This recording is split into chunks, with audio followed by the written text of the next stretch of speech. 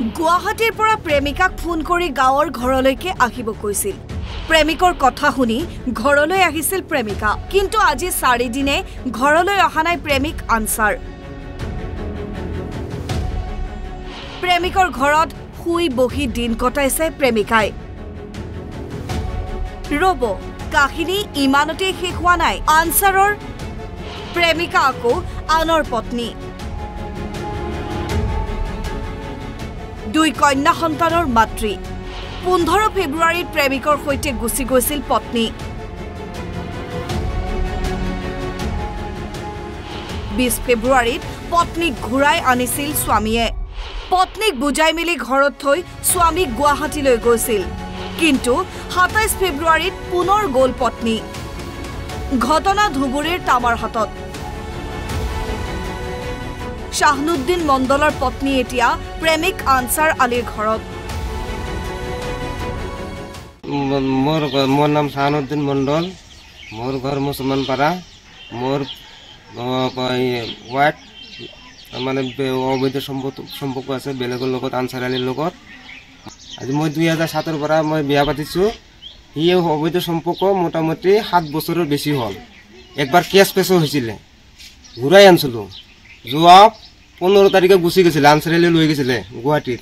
তাৰপৰা আৰু ঘূৰাই লৈ আহিছিলোঁ। 20 তাৰিখে লৈ আহিছিলোঁ। আনাৰ পিছত মই বুজাই পেলাই থৈ পেলাই মই গুৱাহাটীত যেতিয়া গুচি যাওঁ, সি আকৌ 27 তাৰিখে মই যেতিয়া মোবাইলটো লৈ যাওঁ ঘৰৰ পৰা, সি আনসাৰ আলী পইচা পঠাই দিয়ে। মোবাইলটো কিনি পেলাই আনসাৰ আলীৰ লগত আৰু পলাই আনসাৰ আলীৰ ঘৰত গুচি যায়। কিমান তাৰিখে? 27 তাৰিখে। এতিয়া ক'ত আছে? এতিয়া আনসাৰ আলীৰ ঘৰত আছে। এতিয়া আপুনি কি বিচাৰে? মই বহুতবাৰ বুজাইছোঁ, আনি পেলাই যেতিয়া আনসাৰ আলীৰ লগত 15 তাৰিখে যেতিয়া গৈছিলে তেতিয়া আনিছোঁ, বুজাইছোঁ, ভাল কৰি বুজাইছোঁ। যি হৈছে সংসাৰ কৰি খা, 2টা ছোৱালী আছে, ছোৱালী 2টা মানুহ কৰিব লাগিব।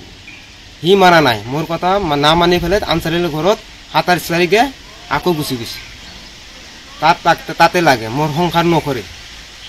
মই সংসাৰ যদি কৰোঁ আনসাৰ আলীৰ লগত সংসাৰ, তোৰ লগত সংসাৰ নকৰোঁ। তাৰ সেইটোৱে কথা। সেইকাৰণে আনসাৰ আলীৰ ঘৰত যাই পেলাই আজি 27 তাৰিখৰ পৰা এতিয়ালৈকে আনসাৰ আলীৰ ঘৰত আছে। ল'ৰাজন আছেনে ঘৰত? ল'ৰাজন ঘৰত নাই, গুৱাহাটী। তাক ল'ৰাজনে বোলে তাক যাব দিছে। আনসাৰ আলী মোবাইলো কিনিবৰ কাৰণে 1500 টকা দিছে।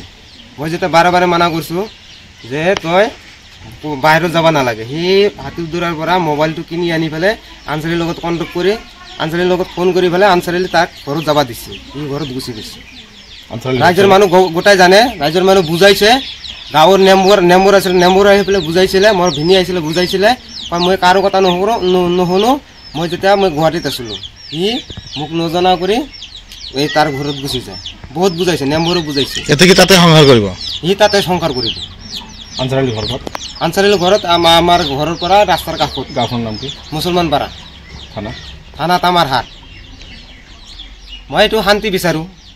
তাৰ ইচ্ছা, সি তাতে মইতো সেইদিনা বাৰে মানাইছিলোঁ। 15 তাৰিখে যেতিয়া লৈ যায় তাৰ বুজাই থৈ গৈছোঁ। সি মোৰ সংসাৰ নকৰে। ৰাইজৰ মানুহক সুধি পেলাই চাব, ৰাইজৰ মানুহে আগত কৈ গৈছে তাৰ সংসাৰে নকৰোঁ, মই তাৰে সংসাৰ কৰিম। মই ফোন কৰাতে কৈছে কি, তুমি হ'লে পবিত্ৰ, মই বিয়া মানুহ, তুমি একদম পবিত্ৰ, মই বিয়া মানুহ, মই একদম জাহ্নামে মানুহ, মই তোমাৰ লগত সংসাৰ কৰিব নোৱাৰিম।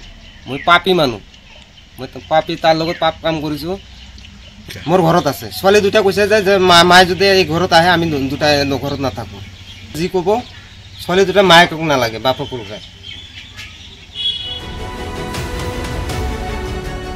এই প্ৰেম কাহিনীয়ে কি ৰূপ লয় তাৰ বাবে কৰিব লাগিব কিছু অপেক্ষা। তামাৰহাটৰ পৰা ৰেজাউল কৰিম প্ৰধানী, অসম লাইভ 24।